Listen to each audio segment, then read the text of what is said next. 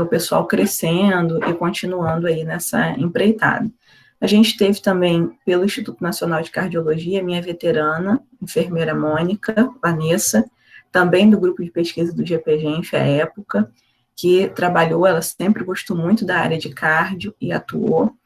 Tem a Marinha do Brasil, para quem quer fazer enfermagem médico-cirúrgica. E aí, gente, essas instituições que não têm, não são faculdades, não são universidades, algumas delas utilizam alguma universidade para poder estar abrindo edital. Então, por exemplo, a Marinha, a universidade que responde por ela hoje é a Unirio, no sentido de aulas teóricas. Então, quando o edital da Marinha abre, vocês vão estar olhando no site da Marinha, mas as aulas, muitas das vezes, são no campus da Unirio, é na Escola de Enfermagem Alfredo Pinto. Os professores, alguns que orientam, também estão lá na Escola de Enfermagem Alfredo Pinto.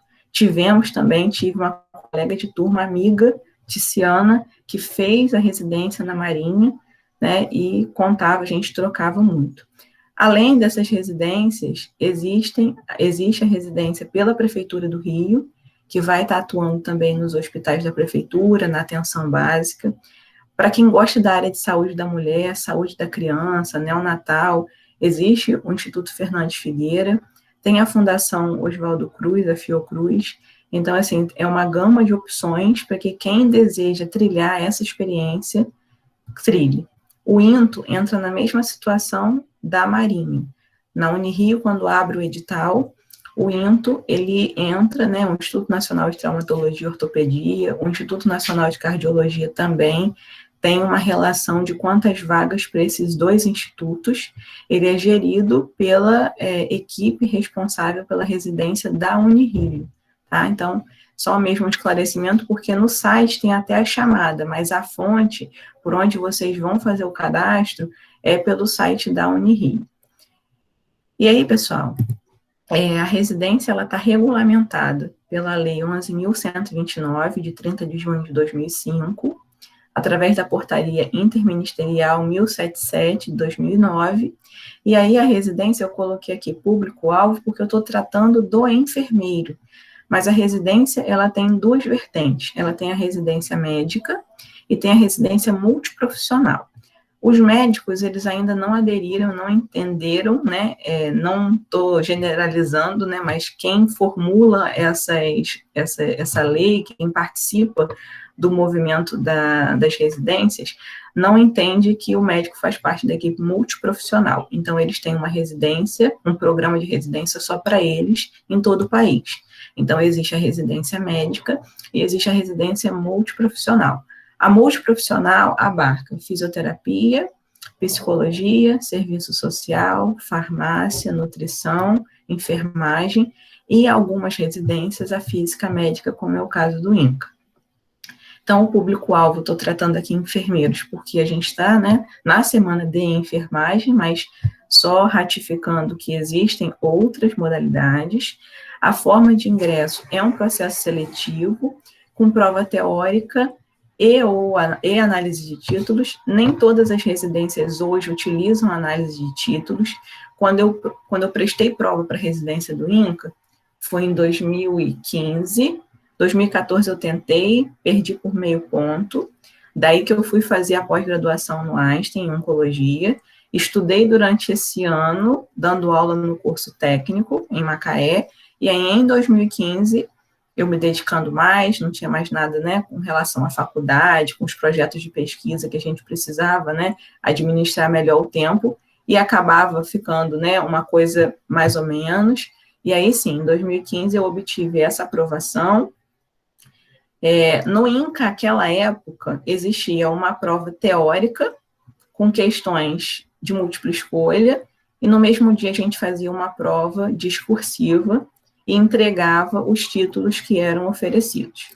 Hoje, não existe mais prova de título para o INCA. A UERJ, por exemplo, nunca teve. Desde a minha época, não tinha prova de título. Era mesmo nota C. Né? A terapia intensiva da UERJ é uma das mais concorridas aqui no estado do Rio. E de muito, é um grau de exigência muito grande, né? Então, é só nota seca mesmo. A carga horária total da residência são 5.760 horas, 24 meses, são 60 horas semanais de dedicação exclusiva, então você não pode ter nenhum outro vínculo empregatício. A gente sabe que muitas pessoas acabam tendo esse vínculo, mas se forem notificadas, né, se houver alguma denúncia, ela perde a bolsa do programa ou ela faz a escolha por qual local ela vai preferir ficar. O salário é de 3.330 bruto, existe uma contribuição, recolhimento pelo INSS, então o líquido é 2.964, isso não mudou desde quando eu saí.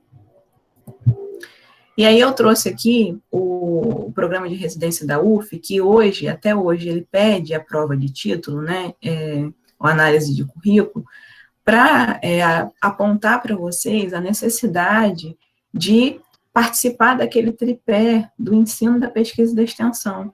Como que essa pontuação, ela faz diferença na vida do recém-formado. E aí, a faculdade, né, a UF, Campus de Rio das Ostras, vocês são agraciados, vocês têm todas essas modalidades disponíveis por meio de edital interno, né, pelos candidatos, alunos candidatos, mas há essa possibilidade, não dá para falar assim, a minha universidade nunca ofereceu, por isso eu não consegui, não dá para colar essa, tá? Então, atividade acadêmica, pontuando, né, rapidamente, estágio não obrigatório, monitoria, participação em projeto de extensão, bolsista de extensão, participação em projeto de iniciação científica, bolsista de iniciação científica, curso na área afim. Aí depois vem a produção técnico-científico, participação em evento científico nos últimos 4 anos, apresentação de trabalhos em eventos científicos, publicação em periódicos científicos indexados nos últimos 4 anos. Quer dizer, olha só a oportunidade, se você é hoje estudante do curso, você tem 5 anos para se formar, certo? Ali ele pede dos últimos 4 anos, então é dentro do processo de formação que vocês vão ter. Diferente hoje, por exemplo, eu já sou formada desde 2014. Os artigos que eu publiquei lá em 2015 não vão valer mais, né? Ou aqueles que eu publiquei em 2013, em 2014, já não vai estar mais valendo, porque até vir o processo seletivo da residência vai demorar, né? Outra coisa que não está no slide, os processos eles abrem a partir do mês de outubro até o mês de dezembro. Algumas residências enrolam um pouco para soltar o edital. Na minha época, quando eu tentei, eles fizeram, né, um complô contra a gente, com certeza, que todas as residências colocaram prova no mesmo dia. Então, a gente era meio que obrigado a escolher. A única, na época, que não botou foi a UF. Então, o INCA saiu primeiro. Eu já tinha pagado a inscrição da UF. E aí, quando saiu a resposta do INCA, a prova da UF ainda ia acontecer. Eu perdi, na época, aquele dinheiro da inscrição, porque era o INCA que era meu foco mesmo. E aí, pessoal, uma coisa assim que eu sei que muitos ainda não sabem, eu queria tocar um pouco rapidamente, é falar sobre aperfeiçoamento nos moldes Fellow. O que é o aperfeiçoamento nos moldes Fellow?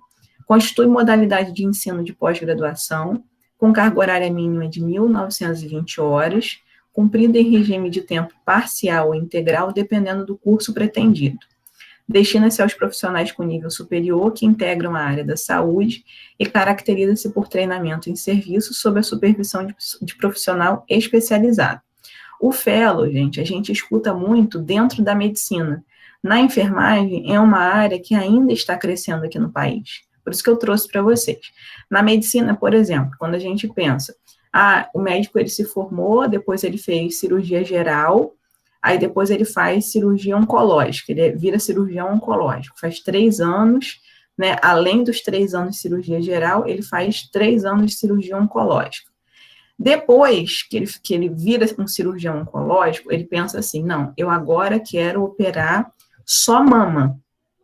Aí ele faz um fellow em cirurgia oncológica da mama. Então, depois que ele tem essa chancela, ele vira um cirurgião oncológico especialista em mama. Ele não deixa de ser cirurgião oncológico, mas ele vai direcionar a área do conhecimento dele. E hoje, na enfermagem, lá no INCA, por exemplo, tem. E aí, por exemplo, tipos de fellow que a gente tem hoje lá no hospital. Assistência em cuidado paliativo e oncologia, assistência em oncologia cirúrgica e assistência em oncologia pediátrica. Maria, como é que eu faço para entrar? Nos editais, eles trazem que não precisa necessariamente você ter uma residência em oncologia, um título de especialista em oncologia. Na assistência oncológica em pediatria, você pode fazer uma residência lá no Fernandes Figueira. Ah, meu sonho é pediatria, eu me inspirei muito na professora Fernanda Gosta, na professora Aline, na professora Leila, e eu quero estudar criança. Aí você vai, faz a prova, passa na prova, passa 2 anos lá no Fernandes Figueira, e depois você fala assim, ah, mas lá tinha tanta criança oncológica e eu queria estudar mais. Aí você presta uma prova no final do ano, lá no INCA, para assistência em oncologia pediátrica. Então, ganha-se uma bolsa de R$ 2.200 por mês, e você trabalha 40 horas, não precisa estar em dedicação exclusiva. Eu fiz esse concurso, passei na época para assistência em oncologia cirúrgica, batia com minha carga horária na UF, então, para alguns professores, sabiam como que era exaustivo, né? Eu dava as aulas na UF, depois eu saía, estava terminando o mestrado, já era o processo final para a defesa, e atuava, né, dando os plantões nas enfermarias cirúrgicas. Esse programa é de 1 ano. E aí, por fim, eu tranquei, eu fiquei só 5 meses, não dei continuidade, porque realmente estava uma corrida exaustiva. Depois veio a aprovação na Estácio, aí eu preferi trancar, né, mas é uma oportunidade, é uma opção, caso você faça, por exemplo, na oncologia cirúrgica, eu já tinha residência em oncologia, no edital dizia que quem podia tentar era quem já tinha residência, né, especialização em oncologia, ou quem tinha residência em enfermagem médico-cirúrgica. Então, se quisesse se especializar, então, é uma subespecialização, né, você vai mais direto ao foco. E aí, por exemplo, a Tiziana, que eu falei agora há pouco, que foi egressa também da universidade, nós somos amigas, na época que saiu o edital, eu falei, vamos tentar.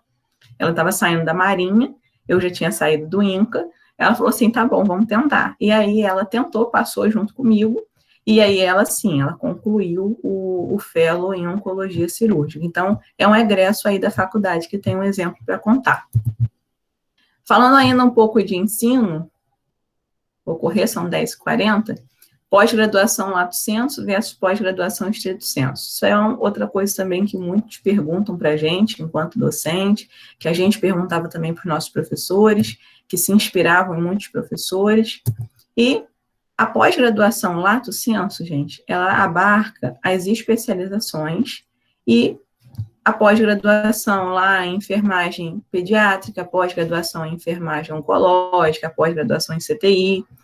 Isso é especialização, isso é lato sensu. Você vai estar olhando para um fenômeno macro, né? Então, eu quero estudar terapia intensiva. Você vai estudar algo generalizado numa carga horária de 380 horas a 420 horas, dependendo da instituição.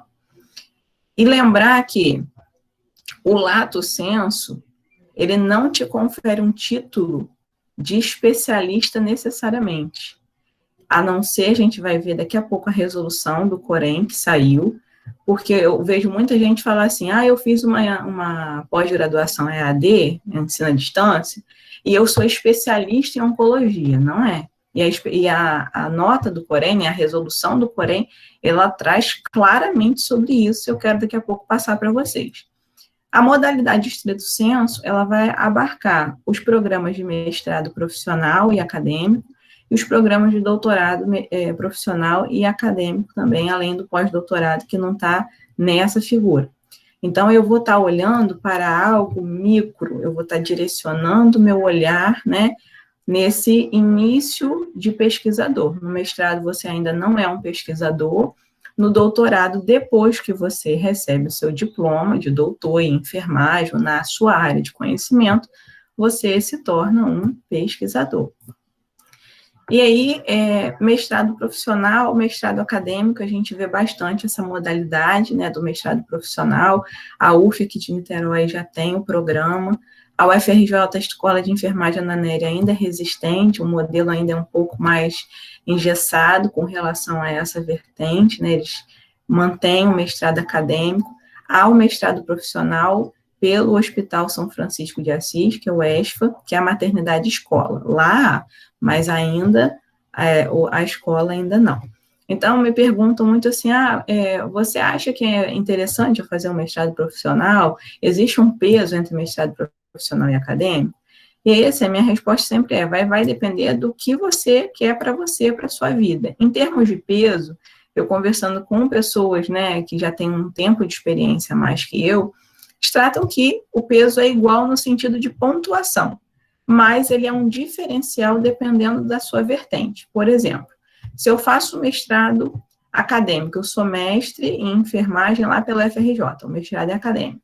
E aí o João fez mestrado profissional lá pela UF. Ele vai tentar a cadeira de docente.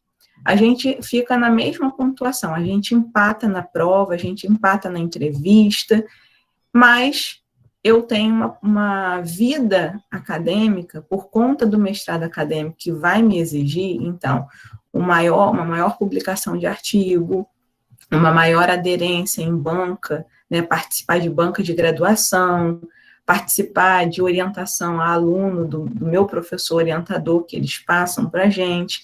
Então, isso vai pontuar no meu currículo em relação ao currículo do João, que fez mestrado profissional e que tem o intuito de devolver para a prática que ele atua, então, para o cenário de prática dele, algum produto dessa dissertação.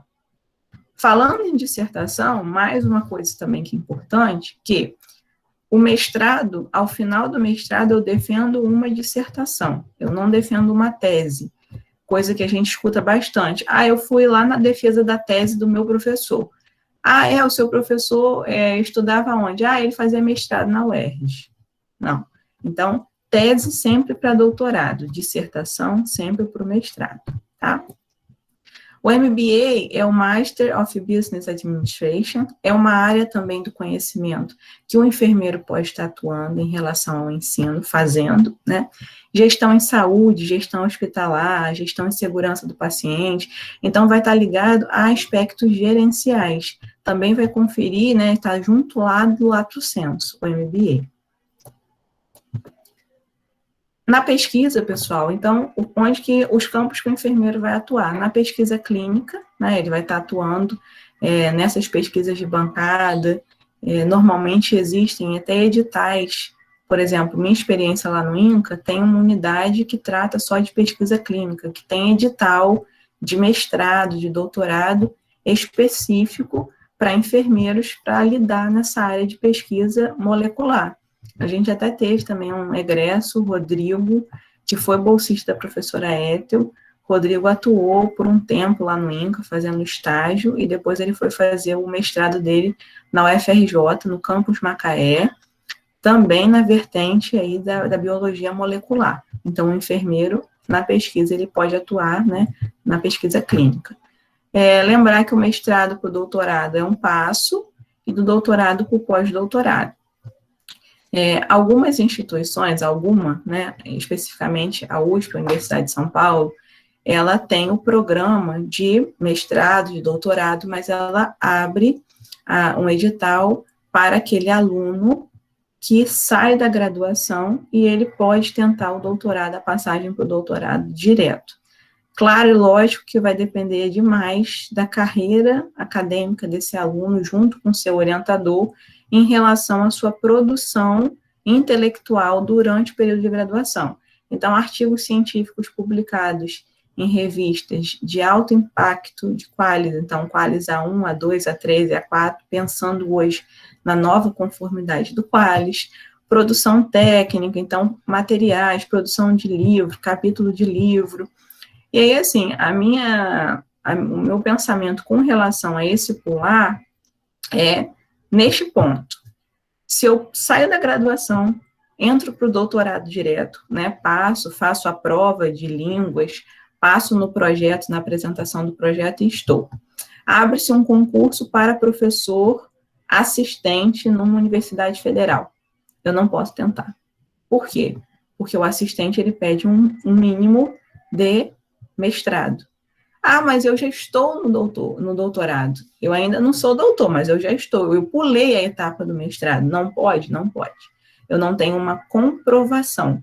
e tudo, né, vale o que está escrito, vide Dantas 2020. Ela deve continuar falando a mesma coisa até hoje, vale o que está escrito. Bem, entendedores entenderão, né? Do doutorado para o pós-doutorado, o doutor, ele pode se candidatar através da tutela com outro professor, também doutor, pós-doutor na área. Então, esse orientador, por exemplo, que foi na graduação, no mestrado, no doutorado desse pesquisador, ele pode estar encaminhando, né, materiais, encaminhando a sua pesquisa, para poder fazer um estágio pós-doutoral em uma universidade. Visando o quê? Visando ampliar suas habilidades enquanto doutor, enquanto pesquisador, visando consolidar o corpus teórico da enfermagem, visando consolidar os grupos de pesquisa que aquele tutor, né, que talvez tenha sido seu orientador, participe, lidere esse grupo de pesquisa, e aquele doutor é membro do grupo, então está consolidando. Aqui na lâmina do lado direito tem as agências de fomento, que muitos de vocês já conhecem, então a CAPES, o CNPq e a FAPERJ, que fomentam as pesquisas. Então, é por elas que vocês ganham a bolsa, além, claro, pensando na monitoria, né, a UF faz esse repasse para vocês, mas sai lá da CAPES. E aí, pessoal, falando sobre a especialidade, então, quando eu falei faço EAD pós-graduação em emergência, sou especialista em emergência? Não, não é. Onde que está escrito isso? Resolução COFEN 581 de 2018, ela foi alterada pela Resolução COFEN 625/2020, mas o que alterou, na verdade, é o artigo 5, a linha B, que vai tratar só sobre um adicional, né, quando você passa a ser especialista por uma sociedade brasileira de enfermagem oncológica, Sociedade Brasileira de Enfermagem Dermatológica, por exemplo, quando você entrega esses documentos para que o COFEN, ele te dê, né, o Corém-COFEN te dê essa chancela de especialista na área, você pode entregar também um edital, uma cópia virtual. Então, a única alteração é nesse artigo 5, a linha B. Mas a resolução ela continua a mesma nesse sentido. Então, ela atualiza o quê? Atualiza no âmbito COFEN, atualiza no âmbito do sistema COFEN, Corém, Conselhos de Enfermagem, né, os procedimentos para registro de título de pós-graduação, lato estrito sensu, concedido a enfermeiros, e aprova a lista das especialidades. Então, eu grifei rapidamente alguns artigos para a gente poder tocar, porque é importante nesse sentido. Artigo 1. Então, o enfermeiro deverá obrigatoriamente promover o registro de seus títulos de pós-graduação, lato estrito sensu, este último na modalidade profissionalizante, do Conselho Regional de Enfermagem de sua jurisdição. Então, o nosso conselho, pensando no estado do Rio, Corém-RJ, né, a sede é lá no Rio, lá na Presidente Vargas, então a gente precisa... eu tenho um diploma de pós-graduação, fiz lá o EAD em emergência, fiz a pós-graduação na UERJ, que existe esse programa, fiz a pós-graduação na Estácio, fiz a pós-graduação na UF, acabei, estou com o título na mão, eu preciso me encaminhar ao Corém para poder fazer esse registro. Sou mestre, acabei de pegar o meu título de mestre, né, meu diploma de mestre, de doutor, preciso estar levando no Corém para poder fazer esse registro. Muitos de vocês, eu já fiz o meu registro, muitos ainda não têm, porque isso é novo. Aí tem muita gente que ainda não conhece essa modalidade. Daí vem o artigo 2 e fala: é vedado aos enfermeiros a veiculação, divulgação e anúncio de títulos de pós-graduação, lato estrito sensu, que não estejam devidamente registrados no Conselho Federal de Enfermagem. Isso significa que, quando a gente fala, né, nas nossas apresentações, eu sou mestre pelo lugar tal, eu sou doutor pelo lugar tal, a gente precisa, né, visto essa resolução, a gente precisa primeiro fazer esse cadastro.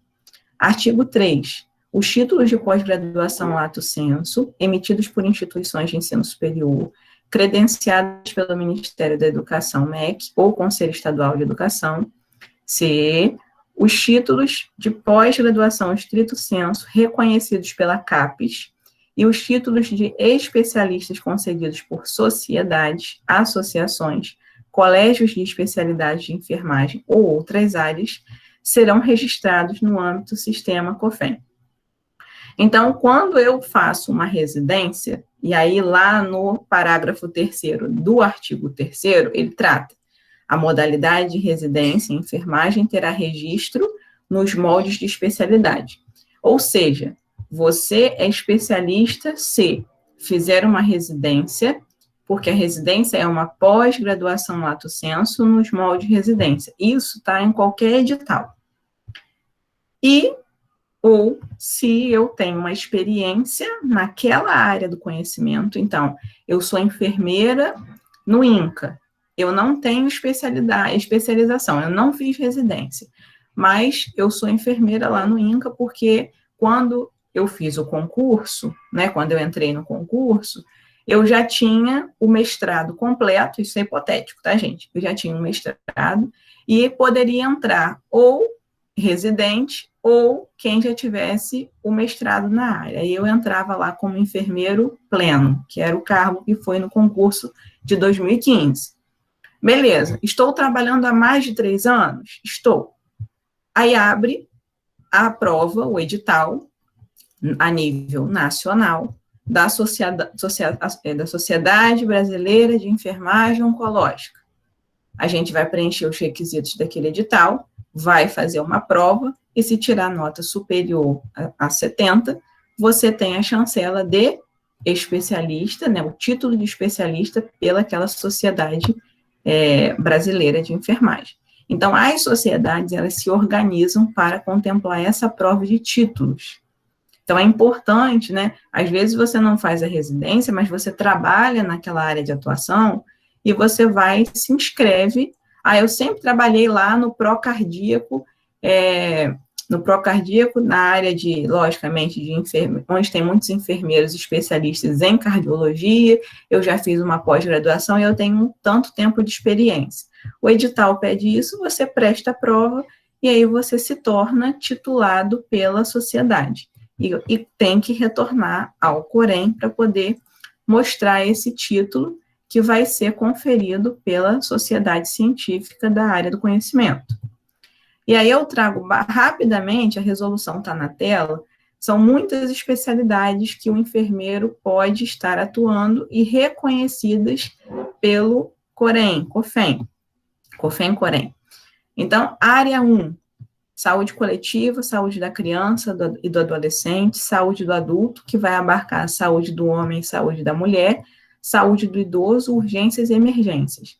Quando vocês abrirem essa resolução, vocês verão que existem 48 especialidades do enfermeiro para atuar nessa área 1, dentro desses itens que eu citei para vocês. Na área 2, que é a área de gestão, existem 6 especialidades do enfermeiro dentro da área de gestão. Então, por exemplo, gerenciamento de hospitalar é uma área do conhecimento que o enfermeiro pode se especializar, tá? Área 3, ensino e pesquisa, são 6 áreas do conhecimento que o enfermeiro pode se especializar. Então, lá na bioética, a bioética também aparece, a ética, o direito, se eu não me engano, o direito à enfermagem, alguma coisa assim, tem nessa resolução. Então, são opções, né, uma gama de opções que a gente tem para poder vocês direcionarem o olhar de vocês. Não, eu quero saúde do adulto idoso, eu quero trabalhar com geriatria, eu quero ser especialista em urgência e emergência, eu quero ser especialista em enfermagem aquaviária, tem lá também. Então, é uma gama de especialidade, tá? E, por último, para finalizar, o nosso caminhar pela assistência. Então, eu falei do caminhar no ensino, falei do caminhar na pesquisa, e agora estou falando do caminhar na assistência. Campos de atuação para o enfermeiro na assistência. Atenção básica, vai ter o lugar para a gente, né, em nível primário, secundário.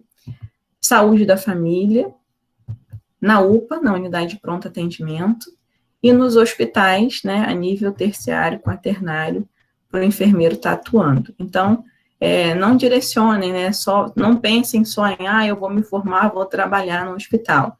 Se realmente é isso que vocês querem, façam, mas existem outras oportunidades. Então, eu agradeço a paciência, né, tentei correr um pouquinho, são 10h58, então, estou na marca, certo? Abro para pergunta, segue o currículo, né, um currículo reduzido, o e-mail de contato, caso vocês precisem, né, alguma pergunta depois que possa surgir.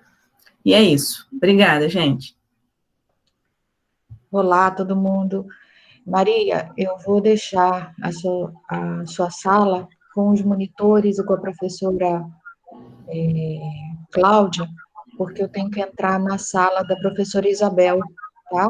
Agradeço muitíssimo. Imagina, obrigada a você. Agradeço muitíssimo a sua disponibilidade, seu tempo. Palestra maravilhosa, palestra deliciosa. Amei cada fala sua. Obrigada. Um abraço a todos e obrigada a todos.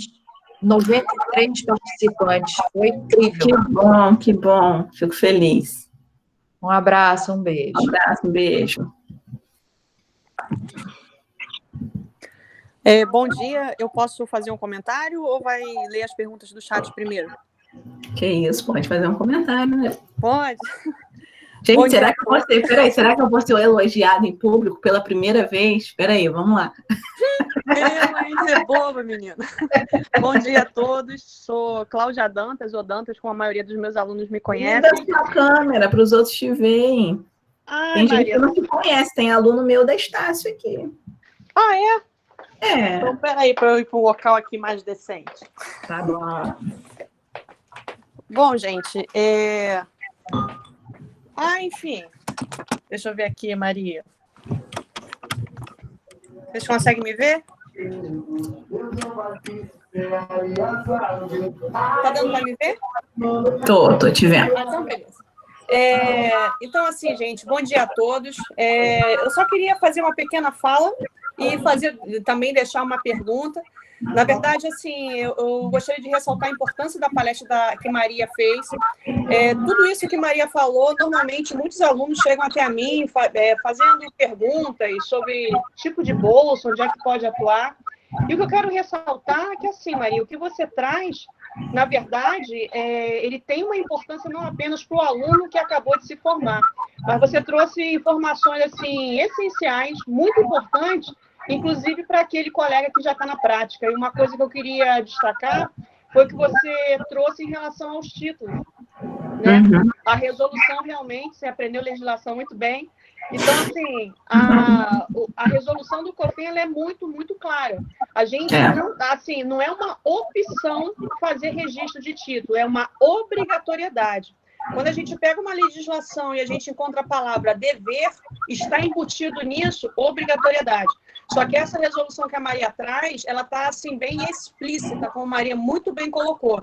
Então, assim, é obrigatório. Então, a gente tem que fazer o registro. Oi, Maria? Viu? A câmera sumiu. A câmera sumiu? Sumiu. A minha? É a sua. Mas, assim, tá me ouvindo, não tá? Tô te ouvindo. Mas, enfim, para mim aqui tá aparecendo. Tudo bem. Enfim, então, assim, eu queria ressaltar isso, porque aqui na sala não tem apenas alunos, tem muitos colegas formados, né, e tudo mais. E uma coisa muito importante, né, que traz lá no artigo 2º, se você diz que você, como Maria muito bem colocou, que você vai fazer uma apresentação e você diz, sou mestre, sou especialista, sou doutor, sou pós-doutor, e você não tem isso registrado, você está em infração perante ao seu conselho. Isso é uma forma até do conselho controlar e ver realmente a questão da formação dos seus recursos humanos, né, dos seus titulares. Então, assim, Maria, quero dizer que amei a sua apresentação, estou aqui desde quando você entrou, né? Eu consegui o link pela Ingrid, que já tinha esgotado. Então, assim, queria te parabenizar pela sua exposição. Para nós que somos docentes e que a gente chega nesse momento e olha ex-alunos como você, com toda essa segurança, com todo esse conhecimento, para a gente é muito gratificante. É uma sensação, de fato, de dever cumprido. Então, assim, é muito gostoso ver como vocês crescem, né? Eu costumo até dizer, o professor, ele pega vocês no colo, mil aspas, né? No início, depois segura na mão e daqui a pouco solta, vocês estão lá na frente, a gente está aqui atrás. Essa é a via, né? E para a gente é muito bom ver como que vocês crescem, como que vocês angariam conhecimento e o que é melhor de tudo, retorna para poder compartilhar e para poder incentivar e inspirar outros alunos, né, outras pessoas para seguir um caminho tão bonito como você está seguindo. Então, assim, Maria, parabéns pela sua exposição. Assim, você foi perfeita, né? Gostei muito de tudo que você trouxe, muita coisa que você trouxe aqui vai ser válido para qualquer tipo de profissional, né? Que é muito importante. Eu só queria perguntar uma coisa a você. Claro. Considerando tudo isso que você trouxe, né, para a gente, você faria alguma coisa diferente na sua vida acadêmica em termos do que você hoje, como profissional, observa? Ou você, digamos assim, valorizaria algum tipo de bolsa, algum tipo de atividade? O que você daria de dica para esses alunos, e aí agora para os alunos, né, que estão te ouvindo, que ainda dá tempo? Porque, assim, tem muitos alunos que, na verdade, às vezes chegam no 9º período e nunca se vincularam a um projeto de pesquisa, nunca fizeram nada. Então, assim, o que você daria de dica? O que você falaria assim, ó, é essencial, isso você não pode deixar de fazer. Mas parabéns mais uma vez, Maria. Gostei muito. Pessoal, então, agradeço. Até brinquei, né, falando sobre, será que ela vai me elogiar em pouco? Cláudia foi minha orientadora de TCC, eu chamo Cláudia, que é muito confortável pela nossa amizade, acabo quebrando a formalidade, né, de professora, doutora, Cláudia Dantas. Hoje minha amiga, eu aprendi muito, né, e aprendo todos os dias muito com a professora. Sempre falo com ela isso, não é novidade para ninguém, foi um dos meus espelhos aí na graduação, ela e a professora Ana Márcia, que se aposentou na saúde da criança, então foram meus espelhos. Então, muito obrigada, Cláudia, fico muito feliz, satisfeita por ser reconhecida e agradecer mais uma vez, né, pelo esse início, pelo esse start que você deu lá atrás. Respondendo a pergunta da professora, eu não me arrependo de ter passado por nenhum dos pontos de ensino, pesquisa e extensão. Pelo contrário, todos me deram visões de mundo diferentes. Quando eu entrei para o processo do PET, a gente tinha a informação de que a gente precisava cumprir 2 anos. Se a gente saísse na metade, a gente não ganharia o certificado. Então, foi uma das minhas razões por ter ficado tanto tempo no PET, apesar de que já existia essa vontade de tentar a bolsa de pesquisa vinculada ao GPGENT. Acho que alguém está com o microfone ligado. E aí, então eu hoje, né, lá atrás eu responderia que sim, que eu tiraria o PET, tá? Lá atrás. Mas hoje, mais madura, né? Eu não mudaria, eu passaria, sim, pelo ensino, pela pesquisa e extensão, porque são visões de mundo diferentes e, de certa forma, ajudaram a me lapidar, ajudaram a que eu estivesse hoje aqui para poder contar essas experiências como era. Se me perguntassem, se a pergunta da Cláudia fosse outra, fosse qual você escolheria hoje, eu diria para vocês que eu ficaria muito em dúvida, muito na balança entre a monitoria e a pesquisa, que são 2 vertentes que, para mim, se complementam. Hoje tem tudo a ver, né? O enfermeiro, ele está ali, o docente, ele está ali ministrando aula, mas ele é um pesquisador no sentido de investigar, o aluno pergunta uma coisa, ele não sabe, né? Às vezes o professor não sabe responder na hora, nem tudo a gente sabe. A gente vai lá, vai correr atrás também, procurar para fazer essa troca para o aluno. Então, eu oriento que aqueles que ainda, né, não quiseram, porque não é nem ter a possibilidade, pensando na Universidade Federal Fluminense, Campus Rio das Ostras, todos têm a oportunidade de N bolsas, né? Então, quem ainda não quis tentar, porque eu não quero tentar para aquele professor porque ele cobra muito, ou eu não quero ter essa obrigatoriedade. Repensem, porque faz toda a diferença para a sua vida profissional. Não só, pessoal, questão de currículo, mas pensando também no seu posicionamento, né, no seu processo de formação, na forma que as pessoas vão ver você no mercado de trabalho. Isso é muito importante, tá? Então, acho que eu respondi, né, a pergunta da professora Cláudia. Incentivar ao máximo, né? Eu penso que eu gosto muito da atenção básica, é lá que eu quero ficar. Participe, então, do PET, que tem ensino, pesquisa e extensão. A professora Marcela faz pesquisa no grupo PET, né? Eu não quero participar da atenção básica, eu não quero ficar lá na extensão. Existem 6 grupos de pesquisa hoje na faculdade, procurem um, né? Então, tem o grupo da professora Fernanda Góes, tem o grupo da professora Cláudia, tem o grupo da Fernanda, da professora Fernanda Maria. Então, são grupos distintos, de áreas de conhecimento distinto, que vocês podem usufruir. E tem essa possibilidade de estar ali na graduação, os professores orientando. Tem instituições que não têm essa adesão tão grande à pesquisa, e os alunos querem. Então, não fiquem na contramão de poder ter, e agora eu quero me formar logo, pegar meu diploma para tirar esse peso da graduação, que muitos falam isso para a gente, né? Isso é um peso, estou doido para acabar. Mas depois que acaba, a gente sente uma saudade. É igual a residência, a gente reclama a beça. Meu Deus, plantão de segunda a sexta, 12 horas, e ver paciente morrendo, e o residente é a bucha mesmo, a gente é a mão de obra, entre aspas, escrava, como todo mundo fala. Então, a gente trabalha pra caramba, mas depois, quando passa, a gente sente uma saudade dos amigos que a gente faz, né, dos enfermeiros que foram nossos tutores na residência. Então, aproveitem. Cada momento é um tempo de crescimento, né? E a gente sempre aprende, a gente sempre ensina, independente do lugar que a gente passe. Então, eu aprendo muito com os alunos, apesar de ensinar, né? Meu dever é ensinar, mas eu aprendo muito. Quando a gente troca em palestra, a gente também aprende muito com as perguntas de vocês, reflete muito com as perguntas de vocês, tá bom? Oi. A gente recebeu algumas perguntas, mas como já passou um pouquinho da hora, tem uma palestra agora 11 horas, a gente vai te mandar por e-mail e depois a gente envia para todo mundo que participou com as respostas. Tá bom, Yasmin, tá ótimo. Então tá, a gente queria te agradecer, tá? Imagina, obrigada a vocês. E pela palestra excelente. Obrigada.